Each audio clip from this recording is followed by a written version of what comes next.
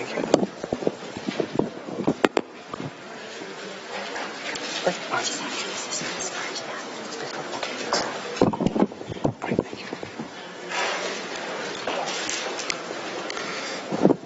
Thank you, Madam Deputy Mayor and fellow councillors.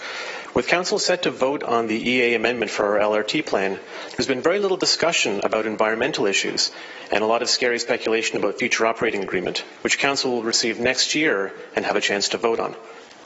I'm pretty sure I can't convince anyone that this vote on the EA amendment should just be about the EA amendment, but maybe we can turn the temperature down.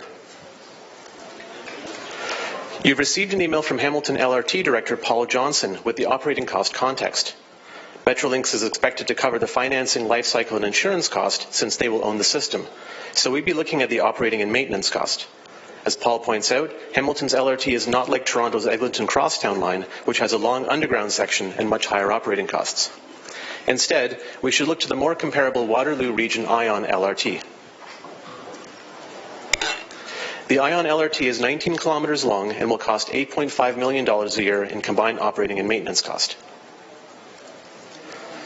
So scaling from that, the 11-kilometre Hamilton LRT from McMaster to Queenston will cost around $4.9 million a year, approximately. And just for fun, the full 14-kilometre LRT from McMaster to Eastgate will be around $6.3 million. Now, there will be some other costs as well, as Paul has mentioned, but this gives us a baseline for what we're talking about. Now, this is the B-Line corridor today. According to Public Works, the 2015 operating cost for the B-Line Express bus was $5.7 million. So our base LRT cost will be around the same or slightly cheaper than what we're paying currently for the express bus that it will replace. And that's without looking at potential savings on the other bus routes that are currently serving the LRT corridor, since some of those riders will shift to LRT. And that's also not talking about the increase in operating revenue from ridership gains, and there will be ridership gains. So here's just a direct cost comparison. Can we please put the operating cost scare tactic to bed just for now? City staff and Metrolinx will negotiate an operating agreement next year once a winning bid has been selected for the RFP, and Council will have a chance to vote on the agreement at that time. There is no credible good faith reason today for making the operating cost a reason not to improve the environmental project report. Now, we do need to talk about, speaking of sparing numbers, how much it will cost us if we turn down the LRT. And I'm not even talking about paying back the $20 to $60 million that Metrolinx has already spent or committed on our behalf. Now, kitty corner from City Hall is the small block bounded by Main, Bay, George, and Caroline. Two properties on that small block have gone from paying $56,000 in annual property tax to $900,000 after they were developed. That's not even the entire block, that's just part of a small block. Now here's a map of just the central downtown core, bounded by Queen, Cannon, Wellington, and James, highlighting the many surface lots that are generating a pittance in property tax today when they could be generating many tens of millions of dollars. Don't take it from me. The city's planning department is already hearing from developers that LRT is a significant factor in new projects going ahead. Or listen to the developers themselves, who are telling us loud and clear that LRT means more development. Even the 2010 CUI uplift study, which used the most conservative numbers, concluded that we will get a lot more development with LRT than without it. It's not a coincidence that after years in which most development has been on suburban greenfields, we're finally seeing a major resurgence in new development in the core and along the corridor. And just in case it's not entirely clear why that's happening, please, don't fool yourselves into thinking you can sacrifice the goose and keep collecting the golden eggs. But LRT doesn't just grow the city's revenues, it also reduces the city's growth and liabilities. Waterloo Region made the hard decision to invest $253 million in local levy money on LRT because they calculated it would cost a lot more not to do it. Their choice was LRT and transit-oriented growth, or another 500 lane kilometres to accommodate car-oriented growth, or as they put it, another 25 Hespeler roads. That's what their road looks like. Now, we actually have a much easier choice. We can accept 100% full capital funding for LRT from the province, or we can give up on our strategic growth strategy and try to fund the staggering cost in road expansion on our local tax levy. Waterloo Region is actually a really good comparator for Hamilton in a whole variety of ways. size, population, area, urban area, distinct communities, transit service levels, ridership, you name it. Waterloo Region committed to LRT even though they had to cover 30% of the capital cost. We're getting 100% capital funding covered for us. Is this really a tough decision? Thank you. Thank you, Brian. Councillor Green. Thank you very much, Ryan. And you started to touch on some of the myths around LRT. I know recently there's been a really great 11-point kind of point-by-point takedown on some of the mythology that we're hearing out there, the fear, the uncertainty, the doubt. Could you perhaps expand on some of the mythology or some of the key points of contention that are floating around out there that might cause confusion for the average, resident here in the city? Thank you. Through you, Madam Deputy Mayor. Obviously, the operating cost is an unknown, and any unknown value creates an opportunity to be frightened.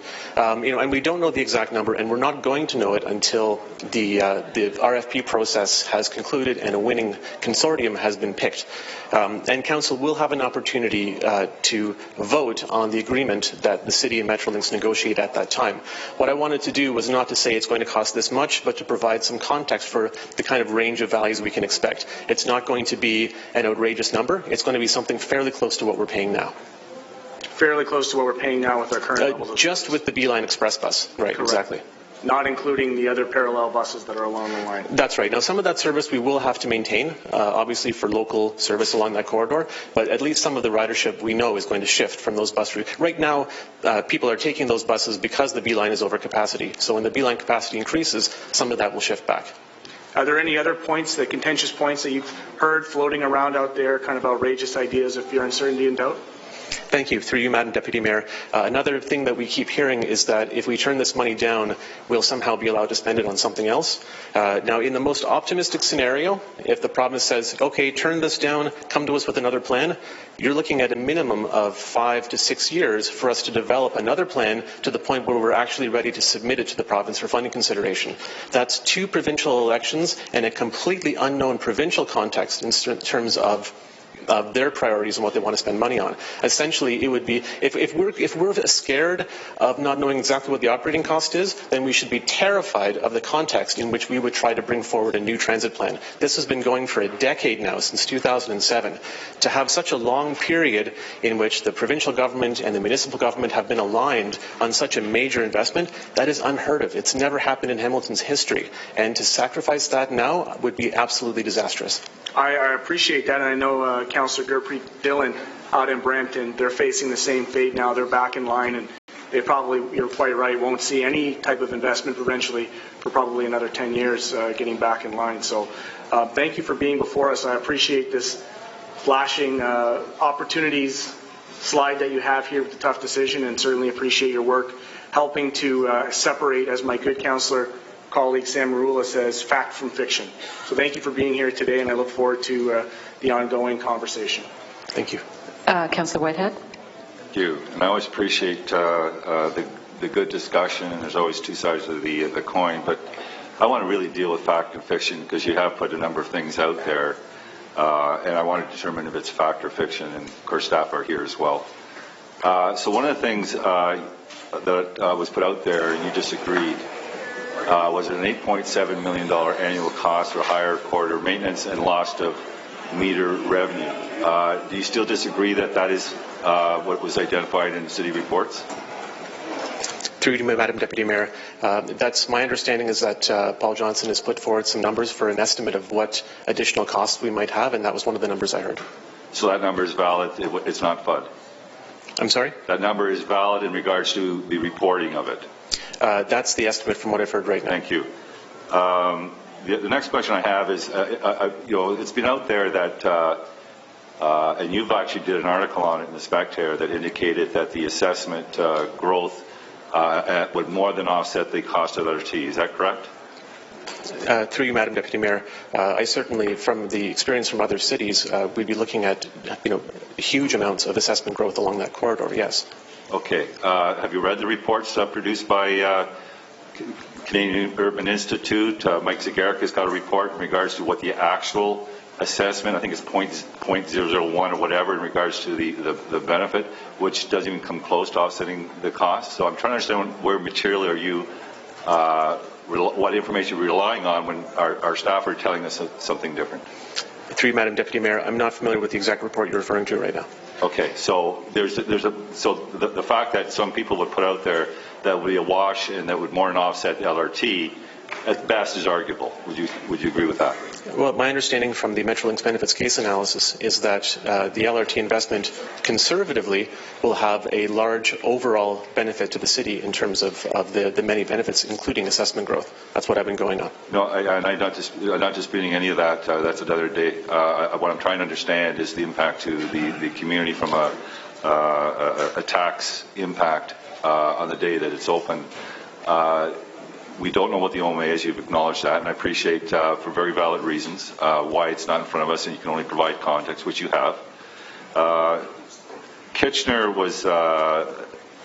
What's your understanding on the insurance? So there's different models in different places are paying for the picking up the cost. It's built into their operation management agreements on an annualized basis. And other places, it's argued that Metrolinx would pick it up. What's your understanding in the City of Hamilton? Okay. Through you, Madam Deputy Mayor, my understanding from the LRT Director is that it's expected the province will cover that. So do you know if he's provided any anything in writing or anything in reports, identified anything that would suggest that Metrolinx will be on the hook for the 1.7, well, it was 1.7 in Kitchener, whatever the cost is in Hamilton. You have seen documentation now that has clearly showed an agreement between Metrolinx and the City of Hamilton that they would pick up that cost?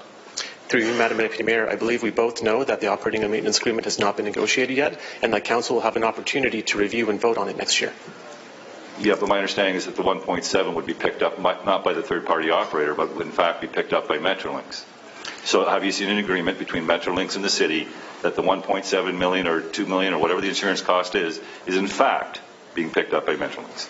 Through you, Madam Deputy Mayor, I believe you should direct this question to the LRT Director. He's the person who supplied the information that I'm referring to right now. And I'm only addressing some of the information and myths that you are trying to do here, which I credit you for.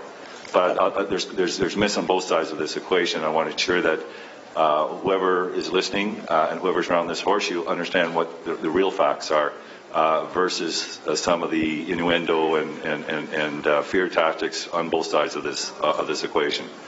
So we've now acknowledged that there's an initial around $8.7 million annual cost. We also acknowledge now that there isn't any written documentation that would confirm that the province of Ontario would pick up, or Metrolinx would pick up the $1.7 million. And now we're down to Kitchener, I believe, was $8.7 million operating cost. Through you, Madam Deputy Mayor. Is that a question? Sorry, through the chair. Through you, Madam Deputy Mayor, it's $8.7 million for operating and maintenance. Okay, so help me understand. Have you looked at? Have you tripped down to Kitchener and take a look at their design? Yes, I have. Good design. I think so. Agreed. Okay. The 19 kilometers of roadway for the service in Kitchener, is that correct? That's my understanding, yes. Yep. What is the service levels that they're expected to deliver in Kitchener, and how does it compare to the service levels that we're expected to deliver in Hamilton? My understanding is that they'll be fairly similar. I've told 8-minute peak headway in Waterloo compared to 6-minute peak headway for Hamilton. What does the headway differential, what is the financial implications of a higher end service in the City of Hamilton versus Kitchener? Would there be an additional cost for that higher level service? I expect that answer will be found when the operational agreement is negotiated. But it is possible and practical that if you're delivering a higher end service in the City of Hamilton, that the operating costs could be more. It's always possible. Right now you're asking me to speculate. Thank you. Sorry, and I should, through the chair, respectfully. And just in finishing, Madam Chair, Ryan has done an incredible job informing the community. We don't always agree, but I like to, and when he challenges me on facts, I have no problem with that, because I really want people to make informed decisions based on good facts. And I think this discussion here helps clarify some of those areas. Thank you. Thank you, Councillor. Thank you, Ryan. Anthony Marco is our next delegate. Thank you. And Madam Clerk,